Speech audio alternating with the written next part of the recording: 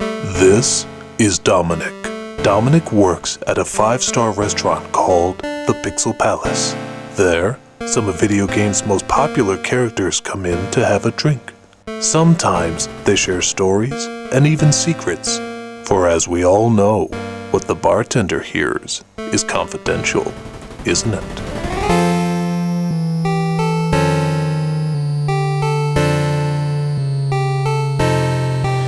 So I'm sitting there tending bar when in walks someone who's usually a pretty intimidating customer, Solid Snake. Usually not a lot of people really talk to Solid Snake. He seems to always want to be alone, and he's certainly dressed to indicate that he wants to be alone. So he sits down, orders a drink, and I notice he's carrying his box with him. And it's one thing to carry a box around every once in a while, that's already strange, but he carries it everywhere, to parties, to get-togethers, just everywhere you can imagine. He always has that box with him. And everybody's seen him with that box, and yet nobody ever questions him, and I don't know, dressed like that, I guess I wouldn't question him either, but today, I was feeling pretty ballsy. I decided I'm gonna ask him about this. So, I'll approach him and I'll say, Mr. Snake, I'm sorry, I can't break the ice here. What's up with the box? And he looks at me and says, nobody's ever asked that before. I think they're just too intimidated. And I said, did I do the right thing? And he says, you did the right thing. And I'll tell you why I always carry it around. It's my security blanket. And I said, really? I wouldn't think a man like you would have a security blanket. He says, well, this is mine. Box is a proud piece of art. You can do anything with it. You can hide in it. You can build a fort out of it. Even, dare I say it, you can pack things in it. It's my closest friend, has helped me through all sorts of troubles.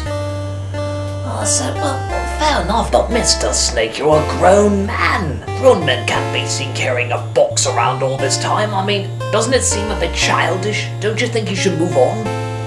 He says, did you know that my parents were murdered in front of my eyes? I said, no, I didn't know that at all. He said when he was only 5 years old, a burglar broke into his house. His mom and dad said, hide under this box and don't come out, no matter what. And I said, Jesus, what happened? And he said, I hid in that box. I didn't come out for anything.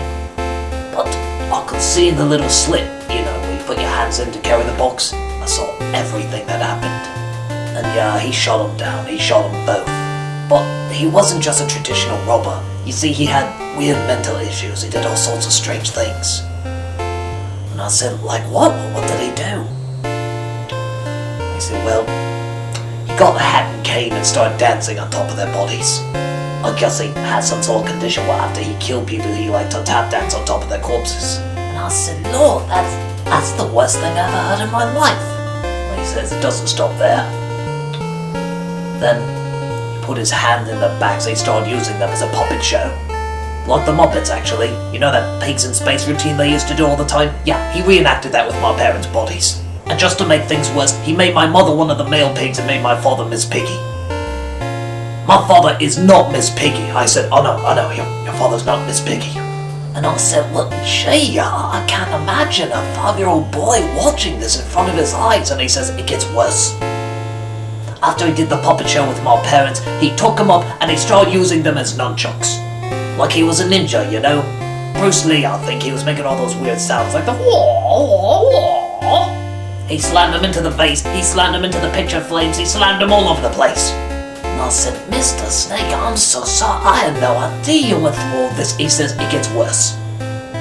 After he did the nunchuck bit, he opened up my parents, took out all the bones, and started playing the xylophone with their rib cages. Under the Sea, actually, from The Little Mermaid.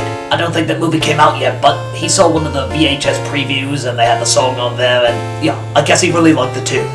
And I said, Mr. Snake, for the love of God, tell me it doesn't get any worse, and he says it gets worse. After he played the xylophone with my parents' skeletons, he took what was remaining of their bodies, threw it in a blender, pissed into it, and then blended them together and drank their remains. He had a unique name for it, actually. I believe it was called 2 Dead Parents Mixed with My Stinky Yellow Urine. He then took the change from my piggy bank and he pissed off. And I'm standing there dumbfounded hearing this story. I just couldn't believe what he was saying. and he looks me in the eye and says, "So, if it's alright with you, is it okay if I continue to carry my box around without getting any questions about it? I mean, if it's alright with you?" And I said, "Yeah, I think that's alright, Mr. Snake Eye. I think that's alright." I never felt more terrible than I did that day. I was a right bloody bastard. I remember Mario came up after him and he pointed to Snake and he said, "Boy, what's up with the guy with the box?" And I said, "Don't ask." And he said, "Why not?" And I said, "Because he just might tell you." You see a lot of strange things as a bartender. You see a lot of strange things at the Pixel Palace. So, I'll see a lot of strange things as a bartender at the Pixel Palace. And that ain't no lie. So wait a minute.